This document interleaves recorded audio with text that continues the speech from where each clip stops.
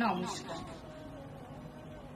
কাগজ কবি প্রীতম ঘোষ। কাগজ বলিয়া নাম লিখে তাতে আক্ষেপ কেন ভাই? হৃদয়ের কথা আমাতে কিন্তু সুন্দর লেখা যায়। মনের খোঁজ কি রেখেছ তোমরা?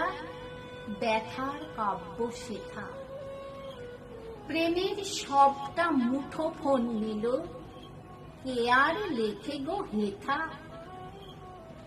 সমব্যথী হতে শেখনি মানুষ, আমার ঠোঙাতে খাও। দুমড়ে কুচকে ছিড়িয়া ফেলিয়া আপন কর্মে যাও। কত সুঘ্রাণ সেসব খাদ্যে তোমার ভরালো পেট। সবার রসনা মিটিয়ে দুঃখে আমার মাথাটা হেট। জ্ঞান বিজ্ঞান কবিতা গল্প বুকে মোর লেখা ছিল, শুধু পর্দায় লিখছে মানুষ। ভাবো কি যে দিন এলো।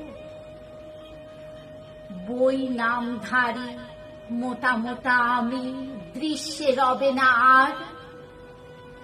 মিথ্যা লিখিয়া চাকরি কিনিল, এ যে মোর বড় হার।